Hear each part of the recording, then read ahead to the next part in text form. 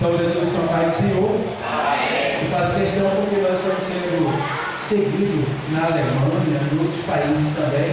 Alguns nos assistem em outro lugar, que até me mandaram alguns mensagens. Então a gente tem que fazer um negócio bonito, não é isso? O mundo faz arrebentando mesmo, viu? Se você olhar como o mundo faz, eles capricham.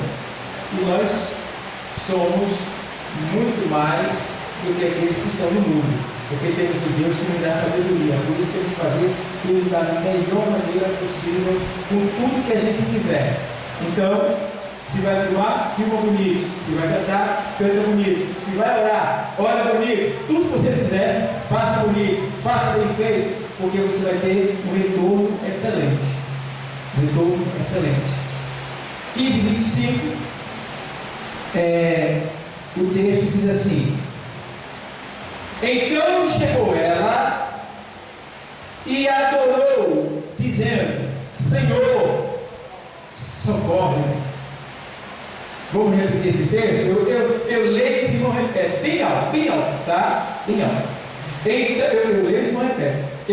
Então chegou ela e adorou. Então chegou ela e adorou. Dizendo: Senhor,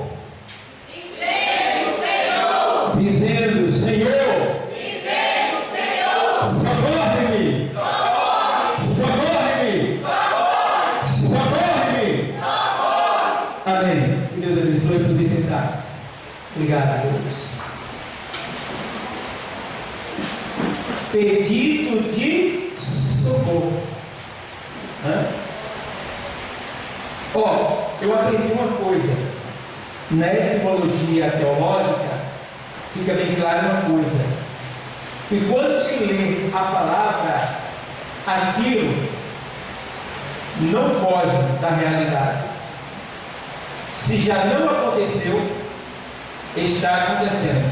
Aleluia. E se ainda não aconteceu, vai acontecer. Não é dizer pode acontecer, não, vai acontecer.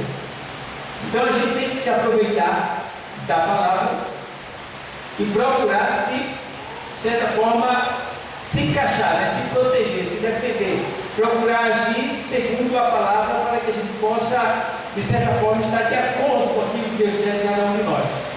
Eu quero falar hoje um pouco sobre oração. E a gente vê como exemplo dessa mulher aqui. Que exemplo essa mulher teve? E ela é uma mulher pagã, uma mulher cananeia, uma mulher que não era da nação de Israel, mas uma mulher que, após ter ouvido falar de Cristo, ela creu aonde ela estava. Vê bem, do outro lado da nação, ela creu nos feitos de Cristo, ela creu na palavra de Deus, que é Cristo, que é Jesus. E ela tomou uma decisão. É muito importante, irmão, quando a gente toma uma decisão para se aproximar de Cristo, para de alguma maneira buscar a Deus. É muito importante. Essa mulher, ela cansou de viver uma vida de miséria. Ela cansou de viver uma vida de rotina, de repetição maligna. Ela cansou de sofrer. Porque, irmão, uma coisa é passar por sofrimento, outra coisa é viver sofrendo. É diferente. E Deus não nos chamou para viver sofrendo, tá? Mas Ele deixou bem claro: no mundo tereis, mas tem, eu venci.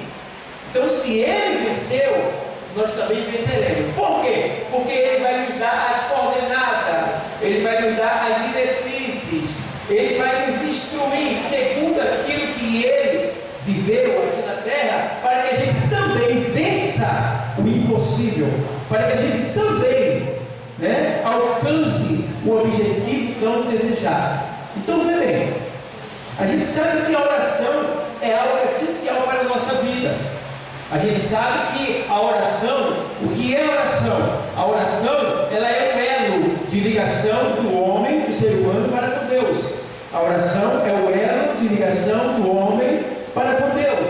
A oração, ela é uma comunicação da criatura com o seu Criador. A oração, ela é algo vital para a nossa alma. A oração é algo vital para a nossa alma. Nós que somos cristãos, se nós não orarmos, nós morremos a cada dia. Por quê? Quem não ora, a sua alma ela fica sem respirar. E quanto menos você ora, menos vida a sua alma terá. E outra coisa, é um perigo, porque a oração ela não só é a respiração da alma, a oração ela não só é vital para a nossa alma e para a nossa vida secular, ao ponto de que quando eu oro, eu estou afastando, eu estou me desaproximando do inimigo. Quando eu oro, eu estou vencendo batalhas. Quando eu oro, eu estou dando ordem para o mundo espiritual vencer ao meu respeito, ao meu favor. Quando eu oro, eu estou dando combustível para o céu trabalhar ao meu favor. Quando eu oro, eu estou verdadeiramente capacitando anjos lá na dimensão espiritual para vencerem ao meu respeito lá no mundo espiritual e a vitória refletir aqui no mundo material. Glória a Deus, aleluia, glória. A prova disso é que Daniel, ele estava aqui e ele pediu uma resposta a Deus. E como Daniel era um homem de oração e orava 3 vezes por dia, e um homem muito obediente, porque não basta só orar. Se você ora e não obedece, é perda de tempo. Você tem que orar e obedecer. E o bom da oração é que quando a gente verdadeiramente ora, tem compromisso com a oração, a gente está preparado para toda e qualquer situação, ainda que seja uma situação de pecado nosso. Por quê? Já teve um momento de alguns pontos que eu uso nas minhas orações é que Deus me dê sempre o desejo ardente de orar, né? E tem hora que Ele me dá desejo de orar, eu estou no trabalho, não posso nem sair, a lágrima chega desce, e ali eu oro, né? Nas caladas, com o meu espírito. Então, a gente deve estar sempre pedindo esse desejo ardente de orar, porque tudo aquilo que eu quero fazer para Deus, eu tenho que pedir a Ele, para que Ele me dê isso, esse desejo de fazer, tá? E entendendo que aquilo que você não faz porque não gosta, é porque você ainda não pediu para gostar daquilo que você não faz. Então, a gente precisa pedir a Deus esse privilégio, essa dádiva, né? Essa responsabilidade, essa, digamos assim, esta fome, né? Devemos ter fome de oração. Mas a gente precisa atentar para os princípios que Jesus ele nos deu, que é, quando ele diz, olha, vigiai e orai. Não basta só orar, tem que vigiar, tá? Tem que vigiar. Vigiar é estar atento, sabendo que Pedro, o apóstolo Pedro, na sua primeira carta, no capítulo 5, no versículo 8, ele diz: ser sóbrios. O que é ser sóbrio? É não estar embriagado com as coisas aqui de baixo. Uma pessoa embriagada,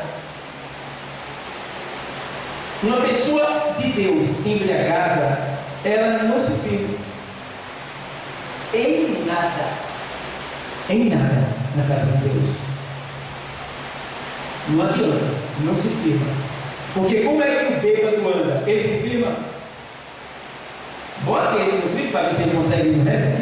Duvido que ele vai até sem pisar fora dessa linha aqui. Vai não. Que ele está o quê? Embriagado. Pedro diz: ser sóbrio. Então, o que é que ele está dizendo? Não esteja embriagado. A embriaguez é um peso na consciência, digamos assim, né? Eu me lembro que eu não tive a prática de beber, mas uma vez me deram uma bebida que era doce. Eu não conhecia, não entendia disso. E eu tomei dela um copo cheio, que ela era doce, feito mel. Eu tomei. E depois a minha cabeça ficou pesada, eu fiquei meio fora do alto sistema, né? Eu fiquei meio assim. Aí, terminei essa aula na cama e eu vi a turma rodar assim. A turma parecia uma essa. Eu dizia: rapaz, eu ficava rindo, não dá não. Dá para mim não. Entendeu? Quer dizer, eu fiquei tão embriagado que não consegui me firmar de pé. Terminei caindo. Então, esse é o fim de quem se embriaga na presença de Deus. Se embriagar com as coisas de baixo. Paulo diz lá em Efésios 5, 4, 18, 5, 18, que vai embora, 5, 18, ele diz assim: olha, não vos embriagueis com vinho em que há contenda, mas enchei-vos do Espírito. Então, Paulo teve para fazer ele deixa bem claro que nós não devemos nos embriagar com as coisas aqui de baixo. Essa embriaguez é algo que vai te tirar da posição que Deus te colocou. Entende isso? Tudo aquilo que te afasta de Deus, da vontade de Deus, do querer de Deus, da obediência a Deus, é o embriaguez. Entende? Então, Pedro diz: sede sóbrio, ou seja, esteja atento. Aí, por que Pedro diz que nós devemos estar atentos, ser sóbrio, e não vos deixar embriagar? Né? Ele está dizendo o quê? Porque, aí vai, ser sóbrio, vigiai. Vigiai. Vigiai. O que é vigiar? É estar atento. Saber que você que serve a Deus, vai existir um adversário que vai contra você. E tem mais, o teu adversário não é humano. Não é o teu irmão de banca, teu irmão de banco. Não é A, não é B, não é C. É o que está por trás disso tudo, que é o seu inimigo. Paulo escreve aos Efésios dizendo que a nossa luta não é contra carne e sangue. Ou seja, a minha luta não é contra um ser humano. Por mais perverso que ele seja, por mais maligno que ele seja, por mais maldade que ele cometa contra mim, ele não é o meu inimigo, ela não é a minha inimiga. Se eu não pensar dessa maneira, eu estou fora do querer de Deus, da vontade de Deus, daquilo que Deus traçou para mim aqui, nesta vida. Então, quando Pedro diz ser sóbrio, vigiar, é para que você esteja atento. Vigiar, por que vigiar? Vigiar porque você está num posto que Deus te colocou. Então, se você vacilar nesse posto, vou te derrubar. Vou te derrubar. Então, você não pode cair. Não pode cair. Paulo escreve aos Coríntios 10, 12: olhei, aquele que está de pé, cuide, que não caia. Aí ele faz mais no 13: não veio tentação sobre vós, senão humana. Aí ele dá o segredo da resposta, da vitória. Mas fiel é Deus, que com a tentação vos dará também o escape. O escape está em quê? Na palavra dele, que você já ouviu. E é só colocar em prática e você vai vencer. Qual foi a arma de Jesus lá no deserto contra Satanás? Qual foi? A palavra. O tempo todo a palavra. Foi só palavra. Então, ser sóbrio, vigiai. Por que vigiar? Por que vigiar? Porque teu irmão de banco está contra tu? Porque o teu vizinho ameaçou você? Porque teu patrão vai te demitir? Porque alguém vai te matar? Vigiar é por isso? Não. Vigiar. Não vigiar A e nem B. Porque o diabo, vosso adversário. Então o meu adversário não é A, não é B, é o diabo. Vosso adversário anda em derredor de vós, bramando como leão. Essa parte é muito interessante. Porque quando ele diz, olha, ele está bramando como leão, só existe um leão na Bíblia verdadeira, que é alguém? O leão da tribo de Judá. Que é quem? Jesus. Certo? Então, Pedro diz que tem um falso leão. O que é falso leão? É alguém que aparentemente tem tudo a ver com Deus, mas que no seu interior não tem Deus. Irmão, me faz para a memória, eu estou falando disso, o Espírito Santo está trazendo, me faz para a memória onde é que está. Está no livro dos reis, né? Quando o Senhor manda que o profeta vá até o rei e diga, vai lá, profetiza contra o rei, contra o altar, tá? E volte. Não coma e nem beba água lá. E volte pelo mesmo caminho. Nem coma, nem beba água e volte pelo mesmo caminho. Aí o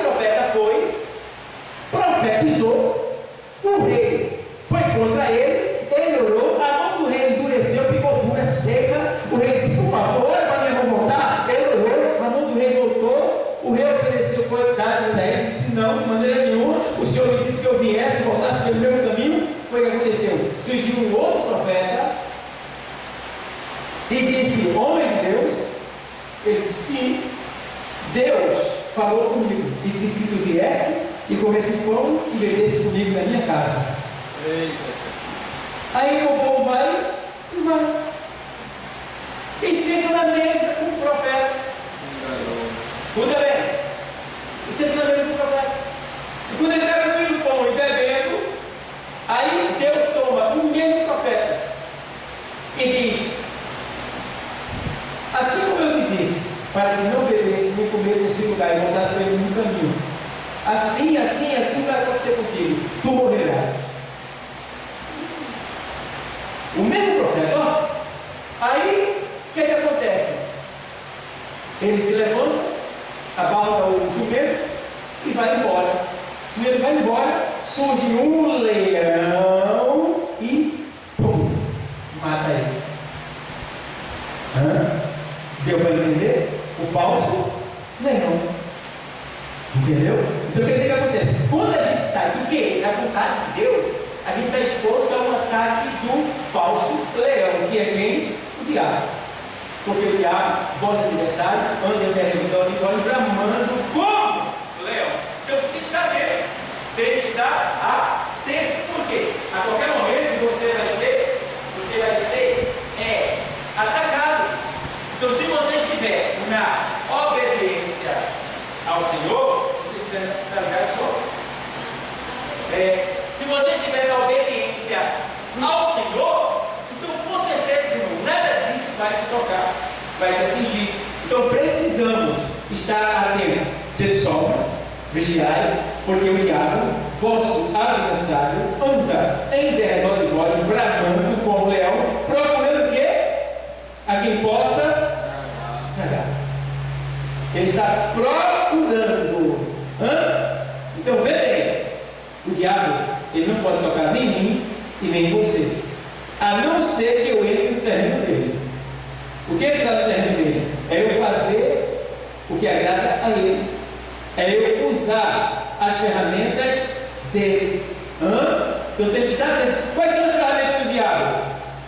O pecado, todo tipo de pecado, tudo aquilo que vai contra Deus, tudo aquilo que não agrada a Deus. Então, amados, a gente tem que a respiração, ou seja, a oração é algo muito importante para a nossa vida, tá? E Daniel ali estava e orou. Mas veja, por exemplo, a diferença do profeta lá, que não obedeceu a Deus, e o leão veio e matou ele. Agora vê Daniel lançado, não diante de um só leão, mas de vários leões. Chega até alguns estudiosos que chegam a dizer que eram 72 leões. Eu não posso afirmar isso, mas eram muito leão que eles mantinham, e quando era para sacrifício, eles deixavam os leões com fome por 7 dias. Imagina, leão com fome. E aí vai e joga quem lá dentro? Tem um homem de oração. E em vez de o leão comer Daniel, quem sabe, ele serviu até de almofada para Daniel deitar e dormir. Olha aí. Você está entendendo? Por quê? Daniel era um homem que estava no espírito e não na carne. Então, não basta só orar. Tem que orar e tem que estar também no espírito. Paulo diz isso aos Gálatas. Ele diz, olha, 5,17, ele diz assim, olha, digo porém, andai em espírito, e não cumprireis a concupiscência da carne. O que é concupiscência? São os desejos desordenados, as ideias malignas, as coisas contínuas que vêm na nossa mente, na nossa natureza, na nossa carne, que se a gente delegar, a gente perde Deus. Então, não cumpra com a concupiscência da carne. Aí ele faz, digo porém, andai em espírito e não cumprireis a concupiscência da carne. Aí ele diz por quê? Porque a carne milita contra o espírito e o espírito contra a carne, para que não façais o que quereis. Então, o inimigo mais forte está onde? Aqui dentro. Não é o diabo, é a nossa natureza caída, é a nossa carne. Então temos que ter cuidado, né, irmão? Mas, irmão, o diabo, ele não pode fazer nada nem comigo nem com você, porque ele diz: quem é de Deus, o maligno não Nem toca. Não me toca. Nem tocar a gente nem pode. Entende? Então o que acontece? Acontece que quando o Senhor deixa bem claro que o maligno não pode nem nos tocar, então a gente precisa entender que para tocar em nós ele tem que pedir permissão. Você viu que ele, para tocar em Jó, ele pediu permissão? E o Senhor deu permissão a ele para ele tocar em determinada área da vida de Jó, por etapas, por ponto. Então temos que estar atentos e entender que Daniel andava no Espírito e não na carne. Por isso os leões não lhe comeram, não lhe mataram. O profeta lá desobedeceu, foi morto. Daniel obedeceu, ficou vivo. Agora Pedro está dizendo para quem? Para a gente. Para a gente estar atento, vigilante, ser sóbrio, para que a embriaguez não venha nos tirar do lugar que Deus nos colocou. Quando eu vejo um cristão desviando, saindo fora daquilo que Deus colocou ele, está embriagado. Aí eu oro para que Deus tire o álcool espiritual para que ele possa ver, para que ele possa enxergar e voltar para o seu lugar, porque Deus dá chance e dá oportunidade para a gente voltar ali, obedecer como Ele quer. Porque a gente pode pensar em qualquer momento, a gente pode errar, a gente pode tomar decisões que Deus não se agrada para o nosso ego, o nosso eu. Eu sou assim. Tu é assim? Te prepara. Se tu é assim e não quer deixar de ser, e isso que tu é desagrada a Deus, que afasta de Deus e pode até te levar para o inferno, te prepara. Como tu já disse que é de Deus, Deus vai fazer uma preparação contigo. A Bíblia diz que João, o evangelista, ele era grosso, áspero. O nome dele era Filho do Trovão, o apelido dele era Filho do Trovão. Será que ele era grosso? Grosso. E João, ele era tão grosso, tão áspero e tão carnal, que ele foi preparar a comitiva para Cristo lá em Samaria. Disseram: Cristo aqui não, Jesus aqui pode ir para lá, não tem vaga para ele não. Ele voltou furioso. E quando ele se encontrou com Jesus, ele disse: Jesus, não quero me receber. Deixa que a gente peça que desça fogo para matar tudinho. Vê aí, quando a pessoa está na carne. Aí o Senhor diz: não sabendo que espírito sois. O que é que acontece? Samaria depois se tornou uma plataforma da pregação do Evangelho de Cristo. Você já viu? Que a mulher samaritana e muitas outras coisas aconteceram lá em Samaria, quando Deus foi glorificado naquele lugar. Então, amados, precisamos estar atentos. Quando a doutora chega ali no final, aí o que acontece? A gente vê que nós precisamos estar atentos, porque o Senhor, Ele com certeza, Ele vai fazer algo acontecer grandemente na sua vida e nesse lugar. Vamos lá. Então, o que acontece aqui? Essa mulher, ela sai lá, fica bem longe, mas não sai do foco não, tá? Essa mulher, ela sai da serrania. Por quê? Essa mulher vivia uma vida miserável, amaldiçoada por descendência, que ela era descendente de Cã, o terceiro filho de Noé, que foi amaldiçoado pelo seu pai, e a sua filha vivia miseravelmente endemoniada. Vê que vida triste. Aí essa mulher entende, conhece, ouve falar de Jesus e vai no encontro dele. E aqui o que acontece? Ela se encontra com o Senhor e começa a gritar e pedir a ele: Filho de Davi, tem misericórdia de mim. Só que, se você observar, era raro alguém judeu, alguém da nação do Senhor, chamado de filho de Davi. Porque chamar Jesus de filho de Davi é a mesma coisa que dizer: Tu és o rei dos reis, Tu és o Senhor dos senhores, Tu és o Messias, Tu és Deus. Ele não chamava, mas os ímpios de outra nação chamavam. A gente vê poucas pessoas chamando ele de filho de Davi, Bartimeu, tá? Alguns outros a gente vê, mas essa mulher de fora, ela diz: Filho de Davi, tem compaixão de mim, tem misericórdia E ela começa a gritar. E o Senhor nem dá mínima para ela. Nem dá mínima. E aí o que acontece? Ela grita mais e mais. Vai chegar a hora, irmão, que você vai orar. E parece que Deus não está te ouvindo. Tu vai orar. E parece que Deus não está te ouvindo. Ele está te ouvindo. Mas ele não vai te atender agora. Porque está faltando algo. Ele só vai entender quando esse algo acontecer. No caso dessa mulher, ela precisava usar mais a fé. E eu gosto que Jesus, ele sabe estimular a nossa fé. Irmão, Jesus, ele sabe. Irmão, tá? Se tu tiver sem fé, pode ficar certo. Deus vai te aumentar a fé. Porque, veja, se tu estiver sem fé e estiver precisando de fé para chegar até Ele, então pode ficar certo que Ele vai estimular a tua fé. A Bíblia diz que essa mulher começou a gritar e Ele não deu a mínima. Mateus 9, 27 fala de 2 cegos que chegaram depois que o culto acabou. E eles seguem Jesus. Não é que não seguem sem ninguém, mas eles seguem Jesus.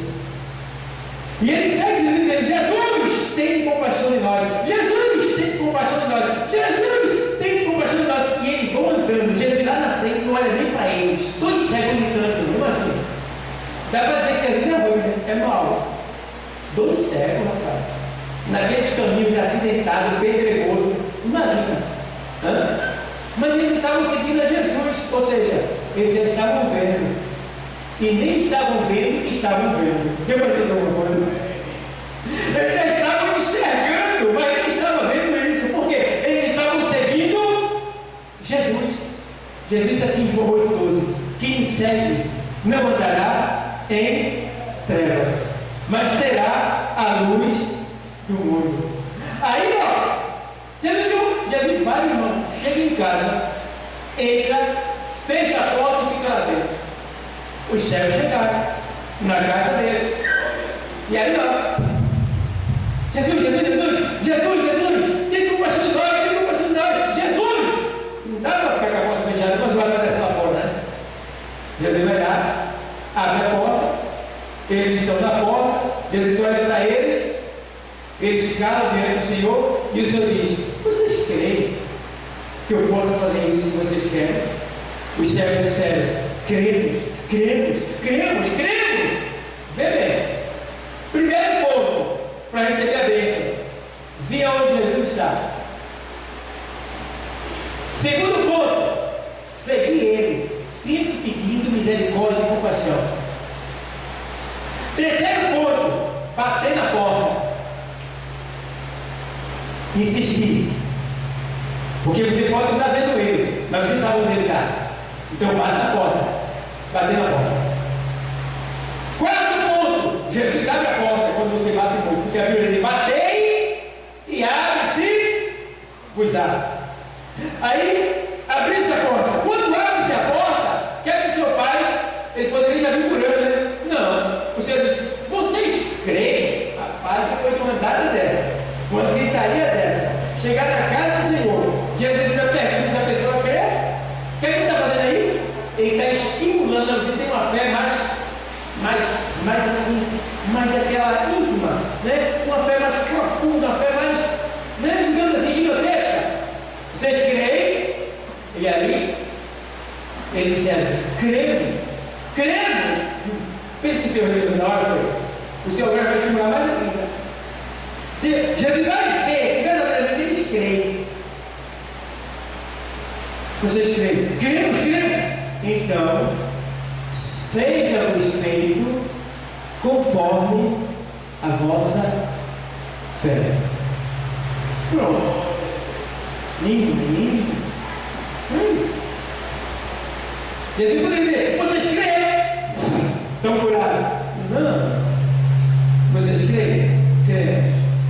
Cremos. Então, seja-vos feito conforme a vossa fé. Eles tinham o desejo dele era o quê? Ver, enxergar. E a fé deles era em quem? Em Cristo. Então foi acontecendo ali uma ligação de Cristo, a palavra, com a fé deles. E aí cumpriu-se a palavra que diz que o que ligares na terra será ligado no céu. Por eles ter crido na palavra, que é Jesus,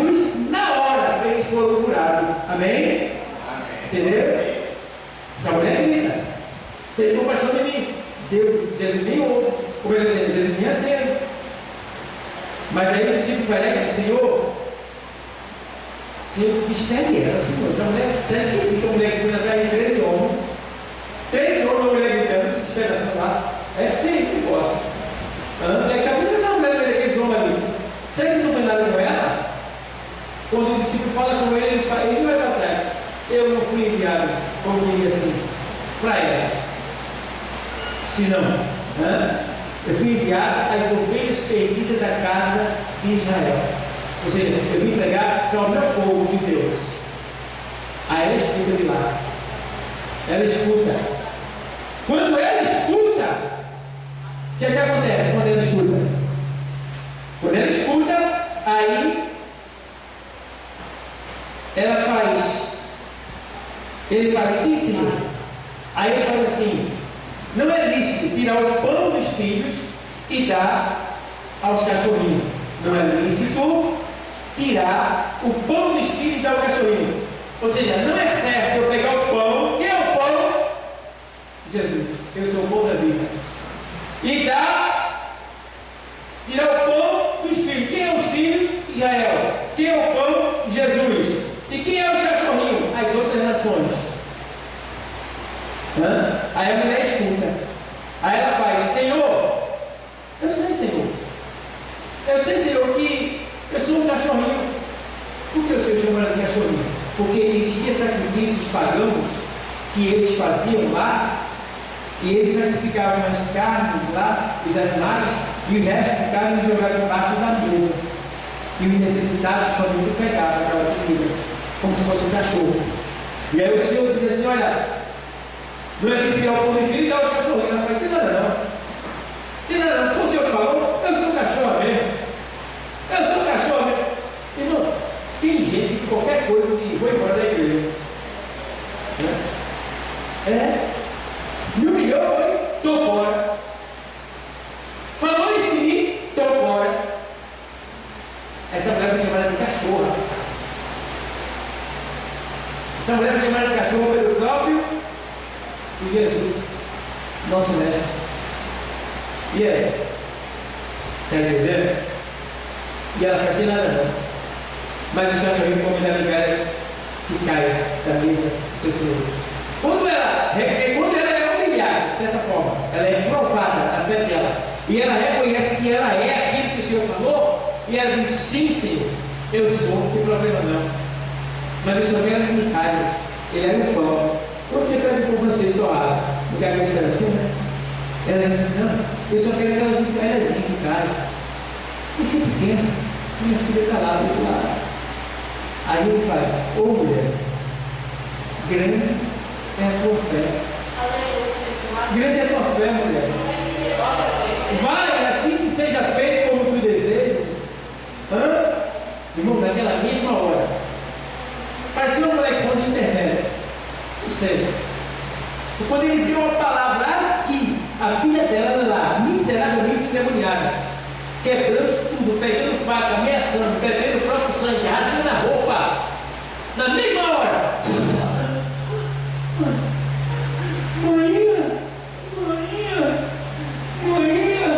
Cadê a Maninha, sai fora, ainda nua, né? Maninha, alguém vai lá, possivelmente, alguma vizinha, alguma mulher, alguém vai vir, sei lá, guarda ela, e a mulher volta, e ela sabe qual foi a hora que ela ficou boa. Tá hora. Ou seja, na hora que o mestre liberou a palavra lá, o milagre aconteceu cá, aonde ela estava. Oração. O que é oração? Contato com Deus, ligação com Deus, fé em Deus, busca a Deus. Então precisamos ter essa fé, precisamos ter essa comunhão, essa conexão. Oração vem desde os primórdios. A Bíblia diz que aonde Abraão chegava, ele levantava um altar de oração, de sacrifício. Foi Abraão, aconteceu com Isaac, aconteceu com Jacó. E daí vem, depois acontece com quem? Com José. Depois acontece com quem? Com Moisés. E depois vem. E vem, a gente vê vários profetas: Elias, Eliseu, Sofonias, Ageu, Joel, Zacarias, Ezequiel, Isaías, Jeremias, eles estão tudo orando, e todos eles que oravam obtinham vitória da parte de Deus. Então, quer vitória? Ora! Ora! Tu quer alcançar as metas sem orar? Não vai chegar lá. Você quer alcançar? Você quer chegar lá? Então ore. Quando você está nessa jornada, se não possa ajoelhar, senta na cadeira, fecha os olhos, fica lá 1 ou 2 horas orando. Quando você levantar, diga: Deus, agora me ensine, me ajuda a vigiar, para que eu não venha errar, para que eu não venha vacilar. Diga para Deus: ore, igreja. A igreja está precisando de orar. Estamos precisando de orar. Orar. Ora. Quando a gente ora, irmão, Deus pega o mundo e muda ao teu favor. Então, não desanime na oração, não. Porque quando você desanima na oração, você morre. Ore aonde você estiver. Paulo diz: orar sem. 1 Tessalonicenses 5,17. Orar sem cessar, não é que você vai dar 24 horas para Deus, não, é isso não. Orar sem cessar é estar 24 horas ligado com Deus. Está vendo televisão? Que seja algo de Deus, proveitoso. Está lendo um livro? Que seja algo para a glória de Deus. Está conversando na tua casa com algo a ver? Que seja algo de Deus. No seu trabalho, coloque Deus no seu trabalho. Na hora do almoço, coloque Deus. Está louvando, está cantando, que seja para Deus. Tá? Tudo que você estiver fazendo, coloque Deus. Isto é, orar sem cessar.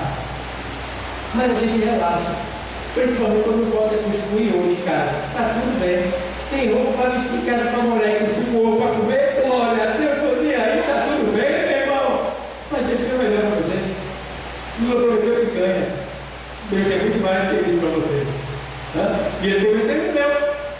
Deus tem o inimaginável para você. Aí você acredita, você crê. Então, se entregue, acredite, creia. E Deus vai fazer. Amém, igreja? Aí vai terminar e aí vai ministrar a oração pela irmã. Tá bom? Então, fica aí essa mensagem para que vocês entendam que o Senhor, Ele está cobrando de nós hoje o quê? O quê? Se tu não orar, o problema é todo teu. É todo teu. Depois eu tenho que dizer para Jesus que ele não falou. Ele falou. Tem falado. Mas entra aqui e sai aqui, o problema é meu. Então, quer ser vitorioso? Ora. Eu tenho vários testemunhos de oração. Eu fico olhando, toda vez que eu vou no médico ou socorrer alguém, eu saio de lá rapidinho. O pessoal vai passar 2 dias, o pessoal vai passar 2, 3, 4, 5 horas, passa a noite toda, o médico não vem, é uma luta, é um preço. Quando eu chego lá, no centro de São Benedito, no centro eu volto. Acontece cada coisa quando eu chego na UPA, irmão. De primeiro socorro, eu fico olhando assim, muito ligado. Sabe por quê? Porque quando eu me ajoelho, eu olho para quem está lá. Quando eu sou socorrido para lá, a minha oração está lá. Então a minha oração lá vai fazer efeito, vai me tirar de lá. Entende isso? Tu não ora, não vai para uma, passa 3 horas e o médico não vem. É bem pegado para tu? Não ora. Então vamos orar mais. Vamos pedir mais a Deus. Deus está me dizendo essa semana: filho, eu disse: Deus, tu já está chegando, né? Jesus já está chegando daqui a pouco. E eu queria que o Senhor me desse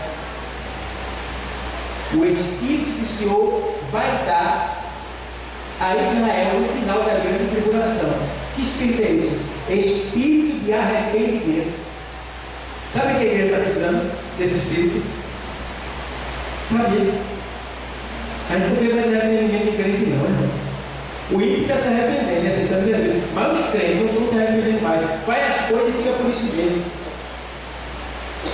Tu acha que vai ficar por isso isso mesmo? O bicho vai pegar para o teu lado.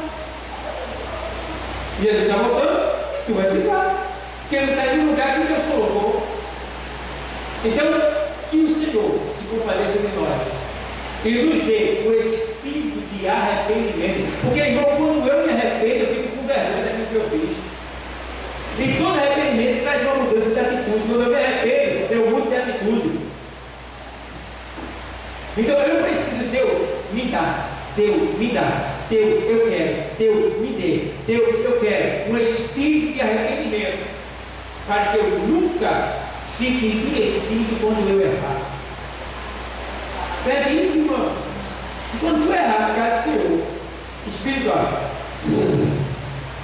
Você está mulher, se você me perdoe. Olha, irmão, perdoe, viu, irmão? Me perdoe, viu, irmão? Fica mais fácil com esse espírito. Sem esse espírito, tu vive uma pedra. É crente só no nome, com raiva de ar, com raiva de ver, com raiva de ser, com ódio no coração, desejo de vingança. E aí, sem orar, sem ler, vem quando quer, desobedece. Ih, está fazendo o quê? Está pior que o ímpio. Você observa quando o ímpio entra na igreja. Muitos ímpios na igreja são melhores que muitos crentes. Você vê o temor do ímpio quando ele está na igreja. Reverência, não conversa, está ali, deixa ele assim, olha para um lado assim, olha para o outro assim, Aí você crente, irmão, de todo jeito na igreja. Então, precisamos ter mais temor na presença do Senhor. Amém, igreja? Amém. Espero que a igreja tenha entendido. Se você não entendeu, ao ponto de eu não ter explicado bem, mas eu tenho certeza que o Espírito Santo, ele vai te explicar melhor no teu coração. Glória a Deus. Agora, não esquece não. Não faz essa palavra ser pano. Não. Deus. Sabe, Deus? Aquele Espírito que o pastor falou lá, está lá no livro do profeta Zacarias. Me dá ele, Pai, espírito de arrependimento, para que quando eu errar, eu falhar, eu tropeçar, eu de imediato, Senhor, me perdoe e eu não vou fazer mais, eu vou fazer de novo. Né? Aí Deus vai te dar. Deus vai te dar. Eu orava, Deus, novo convertido, eu quero ser um pregador da tua palavra. Mas eu quero pregar e eu quero explicar a tua palavra. E eu fiz umas 40 vigílias na nossa igreja, na igreja 7, que é vigília todo sábado. E eu jejuei, orei bastante, pedi muito a Deus. E fiz aquilo que parafraseava o que eu pedia. Se eu estava pedindo, eu tinha que fazer.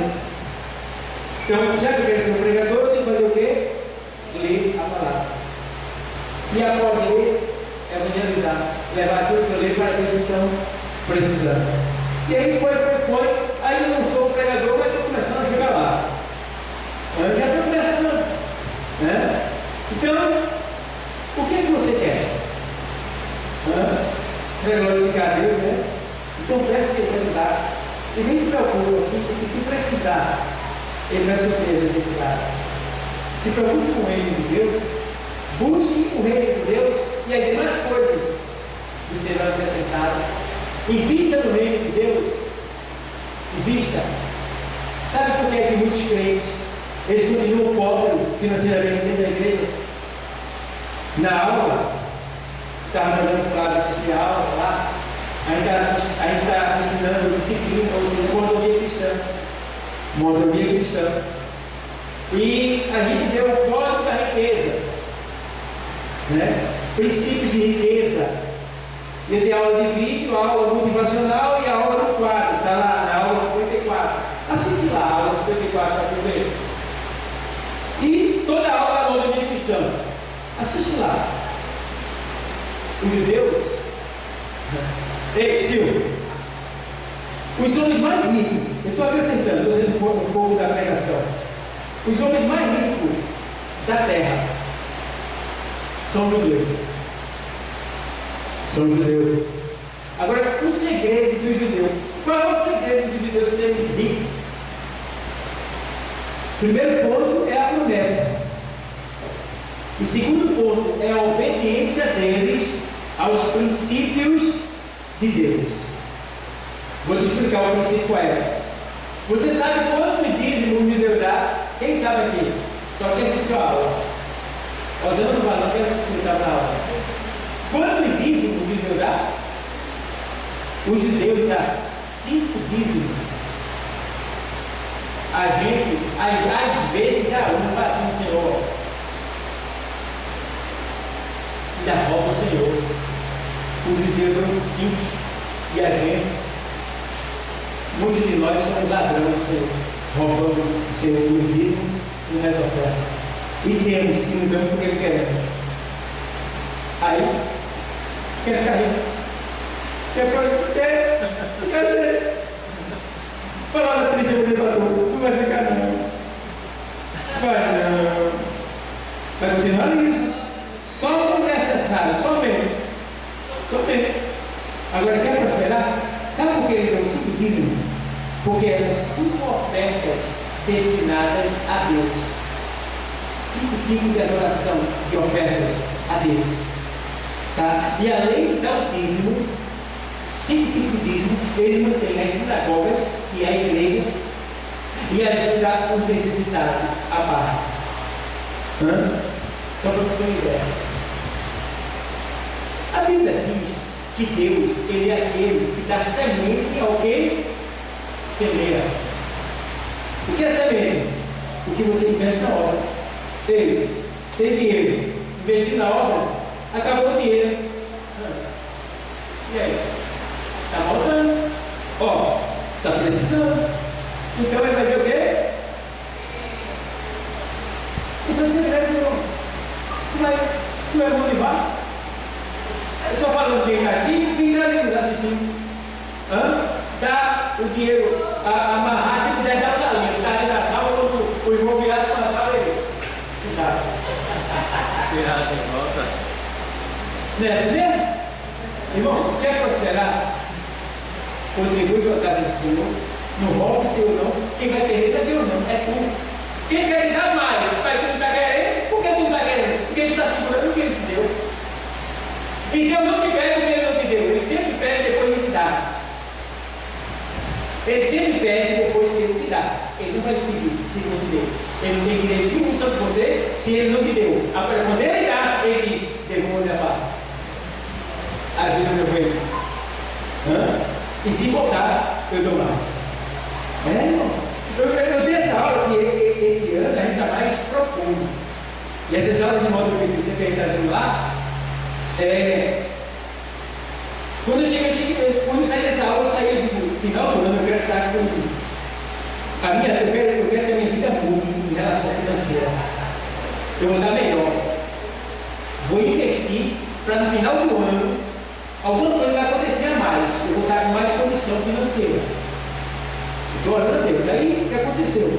Aí quando eu chego lá em cima para levar os alunos lá na igreja, certo? Eu me disse, vamos lá, alguns alunos eu deixo lá. Aí deixei, cheguei, irmã, a dirigente para o teto.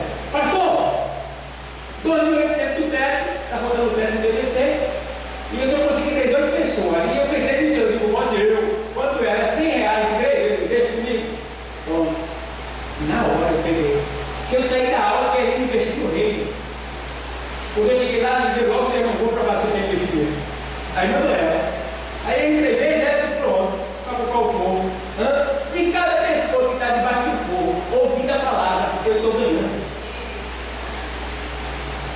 Todo mundo que deu oferta aqui, para botar essa live, para fazer isso aqui, todo mundo está ganhando hoje aqui. Nem sabe, nem está. E você está tudo escrito aqui. Tem que ajudar que está lá na Finlândia. Em vários lugares. Está ganhando. Agora, claro, vai receber aqui, disfarçar também. Agora, o montão maior está lá em cima quando chegar. Se o pé agora perseverar até o final. Então, você está aqui. Dentro dessa igreja aqui no final da rua, para quê? Por causa de você. Você foi alcançado pela misericórdia de Deus, pela sabedoria de Deus, pelo poder de Deus. Então, honra. E Deus veio aqui, sabe para quê? Para fazer aqueles que muitos não davam nada aqui nesse lugar. Confundir aqueles que são. Então, quando muitos não dão nada por esse lugar, Deus colocou aqui o seu império, o seu reino. Glória a Deus, aleluia. E os instrumentos são quem? Vocês. Vem cá tu, dirigente, vem cá tu, vice-dirigente, vem cá tu, professor da escola dominical, vem cá tu, pregador, vem cá tu, ordenador, vem cá tu, aqui, vamos? Aqui. E ninguém imagina que é aqui no final da rua, ele está aqui, só exaltando, levantando, dando poder, e aos pouquinhos enriquecendo. Eu posso falar com segurança do nosso auxiliar Reginaldo. Ele aceitou Jesus aqui. E eu posso dizer com segurança que ele viveu uma vida difícil, trabalhou aqui, curando essas colunas todas aqui, ajudando a gente pela metade do preço, uma coisa que ele fazia, tá? E viu isso aqui crescer, cada tijolo. E eu percebi que na medida que ele aceitou Jesus, que ele foi trabalhando, foi se envolvendo, a vida dele foi mudando, tá? A filha de coração aqui, no outro dia ficou empregada, está lá até hoje, depois que colocou Deus. Os filhos estavam por aí perdidos, ao Léo, fazendo o que ele queria, muitas provas ele passou, mas a gente orando, ele foi lá e ele não salvou, mas tirou e deu responsabilidade, estão aí, vive para a glória de Deus. Chorou para que a mulher fosse salva, Deus foi lá, Deus a mulher para cá e salvou, o Toninho, tá? E tem mais, empregou, tem dado recursos, tem sustentado. Não, quer vir trabalhando. E tem mais, ele ainda não fez o que ele tem para fazer, porque a obra não terminou. Agora, se ele ficar no lugar, se ele for fiel, Deus cumpre com a palavra dele. Se ele sair do lugar, Deus não pode fazer nada, porque saiu do lugar. Isso é para cada um de nós. Saiu do lugar, Deus não tem negócio com quem sai do lugar. O negócio dele é com quem persevera, com quem é fiel. Então, ele está pronto para te enriquecer, para te abençoar na terra, para mudar a tua história, para fazer todo mundo olhar para ti e dizer assim: rapaz, eu vou para lá também. Eu vou para lá também. Aonde é? Irmão, quando eu fui tesoureiro pela primeira vez, eu andava de pé. Me colocaram na tesouraria. Ele disse: olha, quem me colocou na tesouraria, a direção do líder dele disse assim: olha, se prepare. Quem cuida do reino de Deus está na rua. Mas se prepare, porque tudo que você comprar, ele vai dizer que você está, que é da igreja, que você vai ser muito abençoado. Tudo bem. Dirigente da tesouraria, tá? Administrei a tesouraria, construímos aquela igreja na minha administração na tesouraria, tá? E no pouco tempo que eu entrei na tesouraria, um amigo meu disse assim: então, eu vou comprar uma moto, eu estou sem dinheiro. Escuta, ele na época eu disse: tinha 500 reais, né? Eu disse: não, tu me dá os 500 reais, que eu vou comprar 2 motos, eu te dou uma e tu me paga quando tu puder. Pronto, um pouco de tempo ela me dá uma moto. Eu falei: olha, tu já está com uma moto, né? Me disseram, me avisaram. Irmão, Deus, se tu for fiel, permanecer no lugar que eu te colocar, Deus vai te enriquecer, irmão. Deus vai incomodar muita gente, irmão. Vai incomodar muita gente, irmão.